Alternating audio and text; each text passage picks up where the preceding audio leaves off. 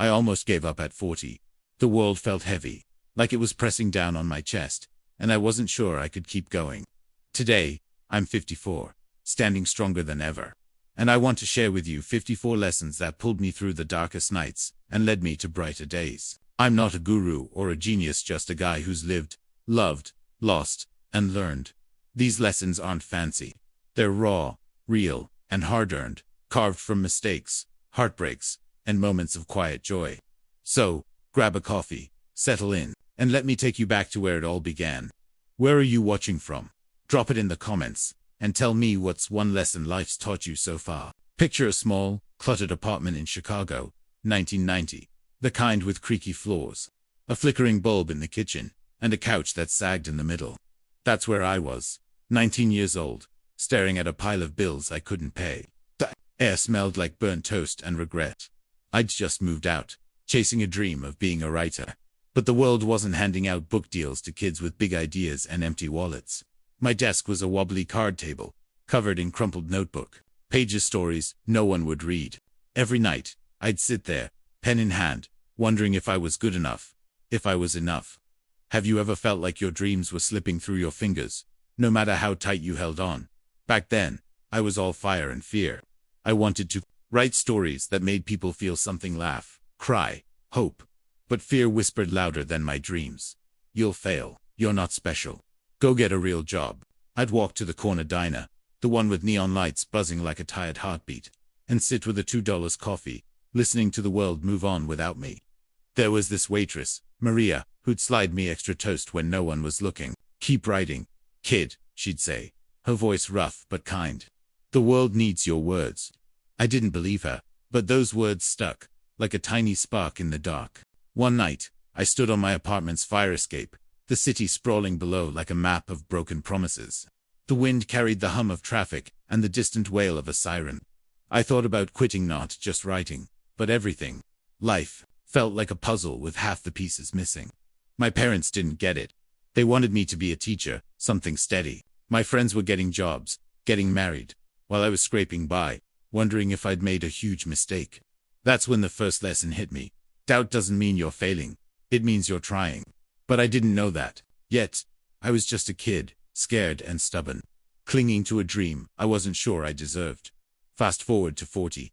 I'm in a different city, a different life. I'd written a few articles, even a small book that sold maybe 50 copies. But I was drowning, divorced, broke again, and so tired I could feel it in my bones. I sat in a park one evening, watching families laugh, kids chase pigeons, the golden light fading into dusk. I thought, is this it? Is this all I've got to show for 40 years? I'd learned some lessons by then, but they felt like scars, not wisdom. I was still searching for answers, still asking, what does it mean to live a life that matters? That's where this story starts. 54 lessons, 54 years, each one a step toward something bigger. Some came easy, like a sunny day. Others came through tears and sleepless nights. They're not just my lessons, they're human lessons, for anyone who's ever felt lost, hopeful, or somewhere in between. Want to know the first lesson that changed everything? Stick around, because it's not what you think. The rain was pounding Chicago's streets like it was trying to wash my dreams away. I was 42, sitting in a cramped office. My latest manuscript rejected again. The editor's email burned in my mind. Good, but not great. Keep trying. Keep trying. I'd been trying for decades. My savings were gone. My ex-wife's voice echoed in my head. You're chasing a fantasy, Tom, and the bills on my kitchen counter were stacking higher than my hope. Life wasn't just hard. It felt like it was daring me to quit. Have you ever felt the world closing in? Like every door you knock on slams shut. I was working odd jobs, copywriting, tutoring, even delivering pizzas at night. The smell of greasy dough clung to my clothes, a reminder of how far I'd fallen from that kid on the fire escape, dreaming of bestseller lists. My apartment was quieter now. No Maria to slip me toast. No spark to keep me going. I'd stare at my laptop, the cursor blinking like a heartbeat, mocking me. Write something. Anything. But the words wouldn't come. Doubt wasn't just a whisper anymore, it was a scream. You're too old. You're not good enough. You've wasted your life. Then came the call that broke me. My mum, voice shaky on the phone. It's your dad. He's sick. Cancer. The word hit like a punch. My dad. The guy who'd always said, "Be practical, Tom," was fading, and I was too broke to even fly home to see him. I sat on my couch, the springs creaking under me, and felt the weight of it all: failure as a writer, failure as a husband, failure as a son. I wanted to scream, to throw something, but all I did was cry. The kind of tears that burn because they carry years of regrets. Have you ever felt like you're failing everyone who matters most? I started writing again, not for fame, but to survive, scribbling in notebooks at 3 a.m., pouring out the pain. Lesson 2. Sometimes you don't write to succeed, you write to breathe. But the world didn't care. Rejections kept coming, each one sharper than the last. Then, a new obstacle, my landlord, knocking on my door, his voice cold. "Rent's overdue. 2 weeks, or you're out." 2 weeks. I barely had $2. I walked the city at night, neon lights blurring through my tears, wondering if this was the end of my story. One night, I found myself back at that old diner, now half empty, the neon sign flickering like it was on its last legs too. A new waitress, young, with tired eyes, poured my coffee. "Rough day?" she asked. I nodded, too tired to talk. She slid a napkin my way with a scribbled note. "Keep going, you're not done yet." It was like Maria's voice, reaching across years. I clutched that napkin like a lifeline, but the clock was ticking: rent, Dad's illness, my dreams, slipping away. I was at my breaking point, and then my phone buzzed with a message that changed everything. "We read your latest story. Let's talk." An editor, a chance. But was it too late? The email glowed on my cracked phone screen, a single line that felt like a lifeline. "We read your latest story. Let's talk." I was 42, sitting in my dim Chicago apartment, the eviction notice taped to my door like a scarlet letter. The air was thick with the smell of damp walls and my own desperation. My dad was dying 800 miles away. My bank account was a negative number, and my dreams of being a writer felt like a cruel joke. I'd poured my soul into that story: nights of tears, coffee, and memories of everyone I'd let down. Now, an editor wanted to talk. Was this hope? Or just another trap to break my heart? Have you ever stood on the edge of giving up, only to hear a whisper that says, "Not yet"? I didn't sleep that night. My mind raced, replaying every failure, every rejection letter, every fight with my ex, every time I couldn't afford to call my dad. I walked to the window, the city lights smearing through the rain. My reflection stared back, hollow-eyed, older than I remembered. Lesson 3. Rock bottom isn't a place, it's a feeling. It's the moment you realize you've got nothing left but the choice to keep going or quit. I wanted to quit. God, I wanted to. My hand shook as I dialed the editor's number the next morning, my voice barely steady. "This is Tom," I said, bracing for disappointment. Her name was Claire, and her voice was sharp but warm, like a teacher who believes in you. "Your story, it's raw, Tom. It's real. We want to publish it." My heart stopped. "Publish me?" I mumbled something. "Maybe, thanks." But my head was spinning. She kept talking: deadlines, revisions, a small advance, but all I could think was, is this real? For the first time in years, a spark flickered inside me, tiny but fierce, like a match in a storm. But then she said, "We need you in New York. Next week. Can you make it?" New York. I didn't have money for a bus ticket, let alone a plane. My dad's chemo was starting, and I hadn't seen him in months. The spark flickered, threatened to die. Lesson 4. Hope hurts as much as despair when you can't afford to chase it. I sat on my sagging couch, the eviction notice staring at me. I thought of my dad, his gruff voice telling me to be practical, now weak from hospital beds. I thought of Maria, years ago, saying, "The world needs your words." I thought of that napkin from the diner. "Keep going, you're not done yet." My chest ached, heavy with guilt, fear, and something else: determination. I wasn't done. Not yet. I sold my old guitar, the one I hadn't played since my 20s, for enough cash to buy a bus ticket. I called my mom, promised I'd visit Dad soon. I packed a bag, my notebook, and that napkin, and boarded a Greyhound to New York, heart pounding like it was my last chance. As the bus rolled through the night, I scribbled in my notebook. Lesson 5. Sometimes you have to bet everything on a single moment. I didn't know if this was my big break, or another dead end. I didn't know if I'd make it to my dad in time. But I knew I was moving forward, scared but alive. What happens when you bet it all, and the stakes keep rising? Stick around, you won't believe what came next. The bus rattled into New York. At dawn, the skyline jagged against a pink sky, like a promise I wasn't sure I could trust. I was 42, clutching my notebook and that diner napkin, my heart a drumbeat of hope and dread. The meeting with Claire, the editor, was in 2 hours, and I hadn't slept. My clothes smelled of bus seats and desperation. My eyes stung from staring out dark windows, imagining every way this could go wrong. What if they change their mind? What if I'm not ready? My dad's illness gnawed at me, 1,000 miles away, and the eviction notice back in Chicago felt like a noose tightening. I stepped off the bus, the city's noise hitting me like a wave, and whispered to myself. Lesson 6. Sometimes, the scariest step is the one that saves you. Have you ever walked into a moment that could change everything, knowing you might not be ready?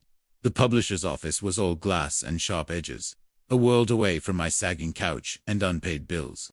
Claire greeted me, her handshake firm, her eyes scanning me like she could see my doubts. Your story, Tom, it's got heart, she said, leading me to a conference room. My palms were sweaty, my notebook heavy in my bag. We sat, and she slid a contract across the table. We want to publish your book, not just the story, a whole collection. My breath caught. A book. My stories, bound, on shelves. The spark from that phone call flared brighter, but then she leaned forward, her voice low. There's something you need to know first. My stomach twisted. Here it was the catch. The moment it all fell apart. She pulled out a folder, her face serious. We found this in your submission files. It's personal. My heart stopped. I'd sent my manuscript in a rush, half dead from exhaustion, and now I remembered, a file I hadn't meant to include. A letter, raw and unfiltered, written to my dad after his diagnosis. It wasn't fiction, it was me, spilling my guilt for chasing dreams instead of being there, my fear of losing him, my promise to make him proud. I'd never sent it to him, but somehow, it had ended up with the manuscript. This letter, Claire said, it's the soul of your work. It's why we want you. My throat burned, my hands shook. They didn't just want my stories, they wanted my pain, my truth, exposed for the world to see. I felt naked, betrayed by my own mistake. Lesson 7. The truth you hide is often the one that sets you free. I wanted to run, to snatch the letter and burn it. My dad's face flashed in my mind, his tired eyes, his voice saying, "Be practical." I'd written that letter in tears, thinking he'd never read it, and now strangers had. Anger surged, then shame, then something else, relief. Someone saw me, really saw me, and they thought it was worth something. I looked at Claire, her eyes steady, waiting. Can you handle this, Tom? Can you share this truth? My chest ached, but I nodded. Yes. It was the hardest word I'd ever said.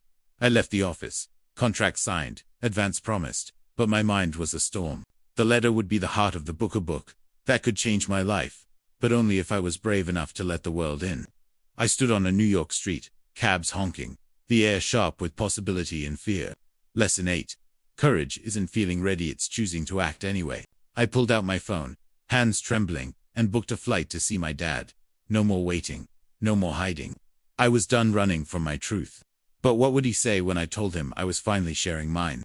The hospital room smelled of antiseptic and fading hope, the beep of machines slicing through the silence like a metronome counting down. I was 42, standing by my dad's bed. The New York contract burning a hole in my pocket. My heart pounding so loud, I swore he could hear it. His face was pale, thinner than I'd ever seen, his eyes half open but sharp, locking onto mine. But book deal, my stories, my letter to him, about to be published, hung between us, unspoken. I'd flown 800 miles to say what I'd never said aloud. But now, with his hand frail in mine, the words felt like boulders in my throat. Lesson 9. The hardest battles aren't fought with fists, they're fought with truth. Have you ever faced a moment where everything you are hinges on what you say next?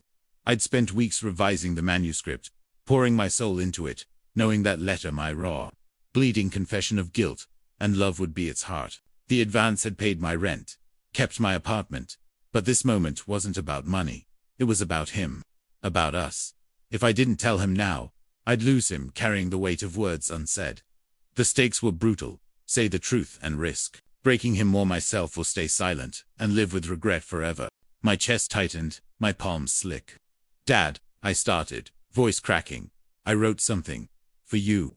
His eyes flickered, curious but weak. "What did you write, Tom?" His voice was a rasp, barely there, but it cut me open. I pulled the Letter from my bag, the one Claire had found, now the cornerstone of my book. My hands shook as I read. I'm sorry I wasn't there. I chased my dreams instead of being your son. I want you to be proud, even if I failed you. My voice broke, tears burning my eyes. I looked up, expecting anger, disappointment. Instead, his hand squeezed mine, weak but firm. You didn't fail me, he whispered. You're here now. The room spun. All those years, I'd thought he wanted me to be practical, to give up writing. But now, his eyes held something else, pride, maybe, or forgiveness. Lesson 10. The truth you fear most might be the one that heals you. I sobbed, not caring who heard, and he held my hand tighter, like he was anchoring me to the earth.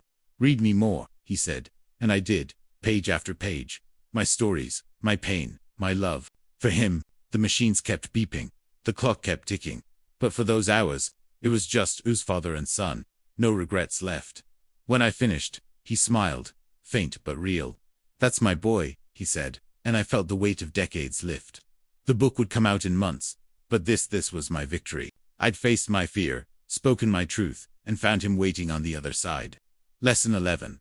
The biggest wins don't come from applause, they come from the people who matter most. As I left the hospital, the night air cool on my tear-streaked face, I knew I'd keep writing, keep fighting, because I'd already won the battle that mattered. My dad passed a week later, but his words stayed with me. A light that never dimmed. The hospital's fluorescent lights flickered as I walked out that night. My dad's words, "That's my boy," echoing in my chest like a heartbeat that wouldn't quit. I was 42 then, but I felt both older and younger. Like I'd aged a lifetime in that room, yet found the kid who once dreamed on a Chicago fire escape. My dad was gone a week later, his hand no longer in mine, but his pride, his forgiveness, stayed with me, heavy and warm, like a coat against the cold. The book came out months later, my stories in that letter to him on every page, and people it really read it. It wasn't a bestseller, but it was mine, and it was enough. Have you ever carried a loss so deep it reshapes you, only to find it makes you stronger? I'm 54 now, standing in a small bookstore, signing a copy for a reader who says my words helped her through her own grief. The air smells of paper and coffee, and the world feels softer than it did a decade ago. That New York contract saved my apartment, gave me a career, but it was my dad's voice that saved me. I lost him, but I gained something I didn't know I needed. Peace. Lesson 12. Sometimes losing what you love teaches you how to love what's left. I think of Maria, the waitress who slipped me toast, and that napkin. Keep going. You're not done yet. I kept going, and I'm still not done. Looking back, I see the boy on the fire escape, the man drowning in rejections, the son reading to his dying father. Each moment felt like the end, but they were just turns in the road. I learned to write, through pain, to love, through fear, to live through loss. These 54 lessons aren't just mine, there for anyone who stumbled, doubted, or dared to dream. They came from late nights, broken hearts, and quiet victories. From a diner's kindness, a father's pride, a stranger's note. Lesson 13. Your story isn't over until you stop writing it. So, what's your story? Drop it in the comments. What's the lesson life's teaching you right now? I walk through Chicago sometimes, past that old diner, its neon sign long gone. The city hums, alive with new dreams, new struggles. I carried my notebook, still scribbling, still learning. I'm wiser now, not because I have all the answers, but because I've learned to ask better questions. Like, what makes a life matter? It's not the books you sell, or the money you make. It's the people you touch, the truths you share, the moments you show up for. I'm still figuring it out, and that's okay. Wisdom isn't a finish line, it's a road you walk, one lesson at a time. So here's to 54 years of falling, rising, and learning to love the journey. Here's to the scars that prove I survived, the words that kept me breathing, and the people who believed in me when I didn't. Share this with someone who needs to hear it. Subscribe if these stories make you think about your own. And never stop learning, because your life is your story and it's worth every page. The world still needs your words.